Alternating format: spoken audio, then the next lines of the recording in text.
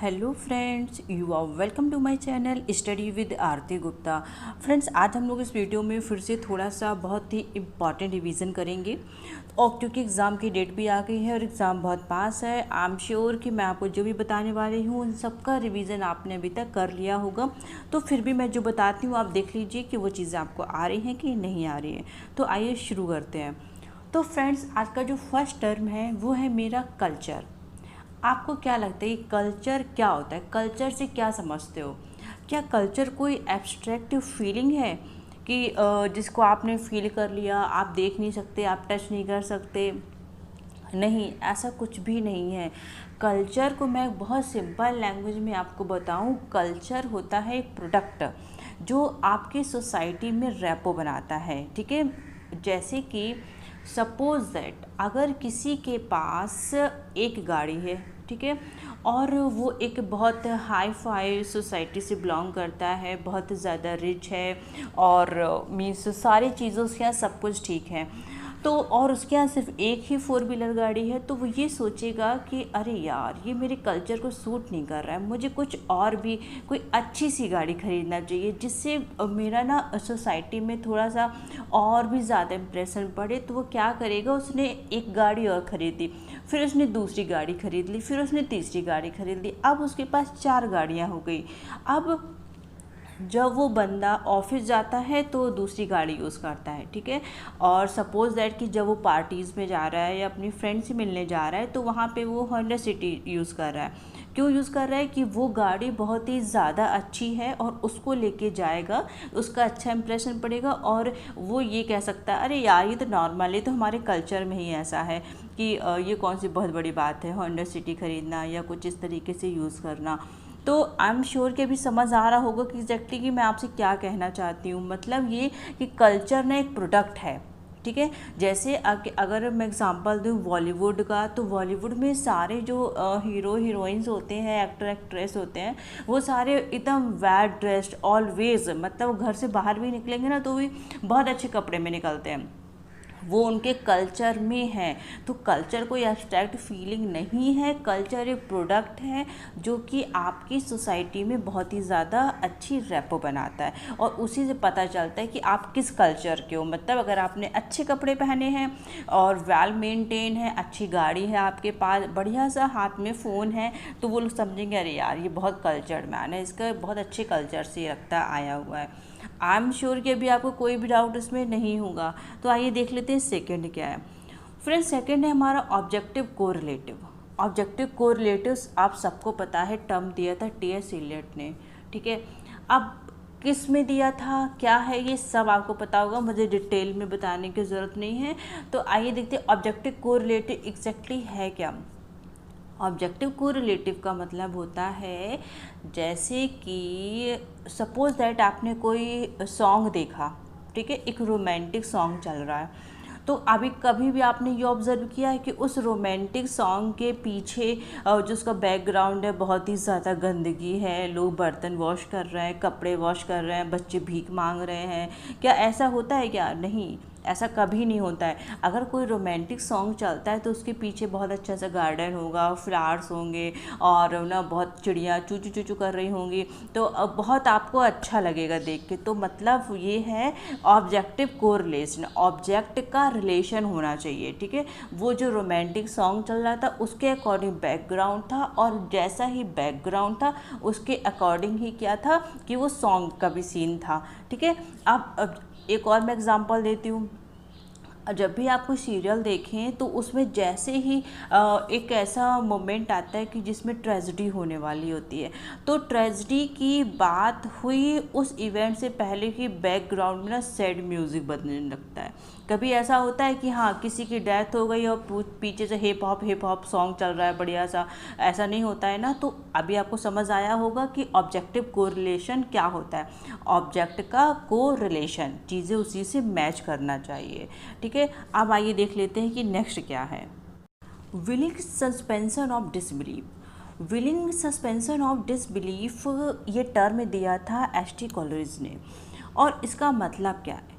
Willing suspension of disbelief का मतलब ये है कि आपका दिमाग कुछ चीज़ों के लिए एकदम फिक्स है कि मुझे इस चीज़ पे बिलीव नहीं करना है, क्योंकि ये क्या है, इमेजिनेशन है और ऐसा रियलिटी में नहीं होता है। कि आपका बिल्कुल विल पावर ना एकदम स्ट्रांग है कि आप ना उस डिसबिलीफ को आप सस्पेंड कर सकते हो कि नहीं, ये चीज़ सही नहीं है और रियलिटी ये बिल्कुल भी नहीं है।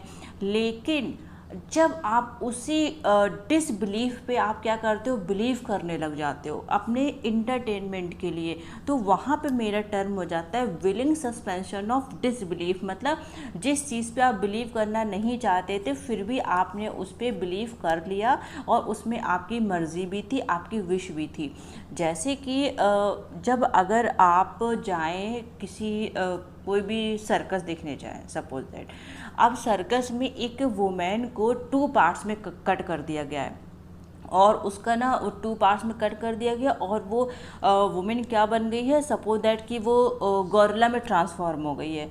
ठीक है, अब आपको तो ये पता है कि ना ऐसा रियलिटी में नहीं हो सकता कि किसी भी वुमेन को बीच से कट कर दो और फिर वो गोरिल्ला में क्या हो जाए, ट्रांसफॉर्म हो जाए। लेकिन फिर भी आपने अपने एंटरटेनमेंट के लिए इस चीज़ को बिलीव कर लिया कि हाँ, एक वुमेन को काटा और वो गोरिल्ला में ट्रांसफॉर्म हो गई। तो आपने जो ये बिलीव कर लिया सिर्फ अपने एंटरटेनमेंट के लिए, तो ये आपका हो जाता है विलिंग सस्पेंशन ऑफ डिसबिलीफ, जिसको दिया था एस.टी. कॉलरिज ने। अब एस.टी. कॉलरिज की बात कर रहे हैं हम लोग, तो चलिए एक चीज़ और देख लेते हैं कि पैंटसोक्रेसी टर्म क्या है। पैंटसोक्रेसी टर्म भी दिया था एस.टी. कॉलरिज ने। इसका मतलब क्या है, पैंटसोक्रेसी टर्म दिया था इन्होंने 1794 और 95 के बीच में। ठीक है, ये एक यूटोपियन स्कीम थी।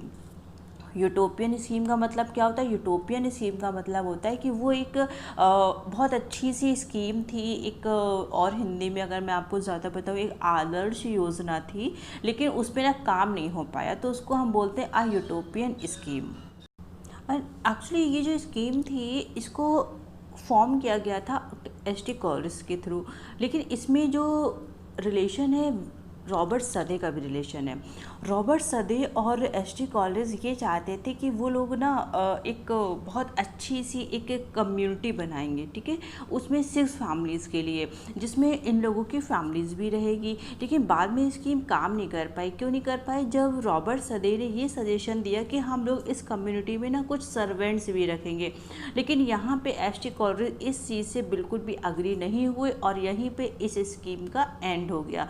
तो आप बस ये समझिएगा कि pantisocracy is a utopian scheme and it is related to S T. Coleridge and Robert Southey. ठीक है, चलिए अब देख लेते हैं कि नेक्स्ट हमारा क्या है, लिटरेरी एजेंट। आप लिटरेरी एजेंट के बारे में क्या जानते हैं? शायद कुछ लोगों को पता हो, शायद कुछ लोगों को ना भी पता हो। तो देखते हैं जो लिटरेरी एजेंट हैं। लिटरेरी एजेंट का मतलब मैं आपको पहले बताती हूँ एकदम नॉर्मल लैंग्वेज में। ठीक है, जैसे कि मैंने कोई भी प्रोडक्ट बनाया, मैन्युफैक्चर्ड किया, उस प्रोडक्ट को मार्केट तक लाने के लिए या उसको मीन्स अच्छे से उसको मार्केट में कैसे सप्लाई करना है, कैसे एडवर्टीज़मेंट करना है, उसके लिए बीच में जो काम करता है एक पर्सन, उसको हम बोलते हैं लिटरेरी एजेंट। ठीक है, तो जैसे अभी लिटरेचर में लिटरेरी एजेंट है, मतलब लिटरेचर से बिलोंग करता होगा। ठीक है, तो लिटरेरी एजेंट का मतलब यही था कि किसी राइटर ने, किसी पोइट ने अपना वर्क लिखा, फिर उसके वर्क को कैसे आगे तक लेके जाना है, कैसे लीड करना है, कैसे पब्लिक में ना उसकी बहुत अच्छी सी रेपुटेशन बनाना है, तो वो जो काम करता था उस बंदे को हम बोलते थे लिटरेरी एजेंट। अब क्वेश्चन ये आता है कि इसकी स्टार्टिंग कैसे हुई, इसकी ओरिजिन कैसे हुई। तो देखिए, लिटरेचर में जो फर्स्ट प्रोफेशनल लिटरेरी एजेंट माना जाता है उसको वो एज्यूम किया जाता है ए.पी. वॉट को। ठीक है, ए.पी. वॉट को एक बार इनके फ्रेंड ने पूछा कि तुम मेरी पोएम्स को मेरे लिए बेच दो। ठीक है, तो उन्होंने क्या किया, अच्छा इनके फ्रेंड का नाम था जॉर्ज मैकडोनाल्ड। जॉर्ज मैकडोनाल्ड ने इनसे कहा कि तुम ऐसा करो, मेरी पोएम्स को बेच दो और मतलब इसको सेल कर दो, मेरी स्टोरीज़ को पब्लिक में सेल कर दो। तो इन्होंने कहा अच्छा ठीक है, तो इन्होंने अपने इस काम को करना स्टार्ट किया 1878 में। इसके बाद इन्होंने ये काम किया। उसके बाद AP वॉट ने 1881 तक, मीन्स 1881 तक इन्होंने अपने आप को कैसे इंट्रोड्यूस कराया, अपने आप को ऐसे इंट्रोड्यूस कराया एज अ लिटरेरी एजेंट और एज एन एडवर्टाइजिंग एजेंट, क्योंकि ये सभी के लिए ऐसा ही काम कर रहे थे।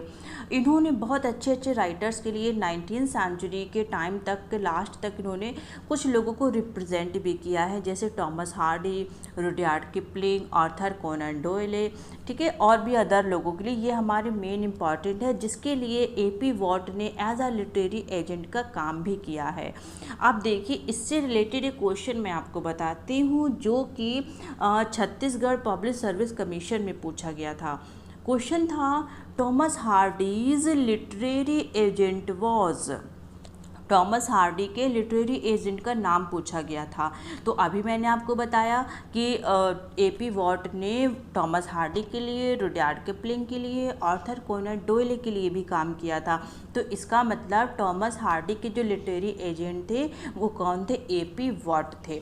अब देखिए, जब छत्तीसगढ़ पब्लिक सर्विस कमीशन के एग्जाम में इस क्वेश्चन को पूछा गया है, it means that it is important, इसलिए हम लोगों को पढ़ना ज़रूरी है, क्योंकि अगर उसमें पूछा जा सकता है इट मीन्स दैट कि ये किसी भी लिटरेचर के पेपर में पूछा जा सकता है। तो फ्रेंड्स, आगे डिस्कशन करने से पहले I would like to request to that कि अगर आपको वीडियोस अच्छे लग रहे हैं तो मेरे वीडियो को लाइक करें, शेयर करें और कमेंट करना ना भूलें। मुझे कमेंट करके ज़रूर बताएं कि आपको वीडियोस कैसे लग रहे हैं, तभी मुझे पता चलेगा कि मुझे आपके लिए कैसे वीडियोस बनाने हैं, क्योंकि बस मैं ये चाहती हूँ कि आपकी कैसे भी करके हेल्प हो जाए और आपका रिवीजन हो जाए। तो फ्रेंड्स, कल हम लोग कुछ और भी इम्पॉर्टेंट पढ़ेंगे, बहुत इम्पॉर्टेंट पढ़ेंगे, तो कल का वीडियो मिस मत करिएगा। तो फ्रेंड्स, आज के वीडियो में बस इतना ही, कल मिलते हैं न्यू वीडियो के साथ। Thank you so much.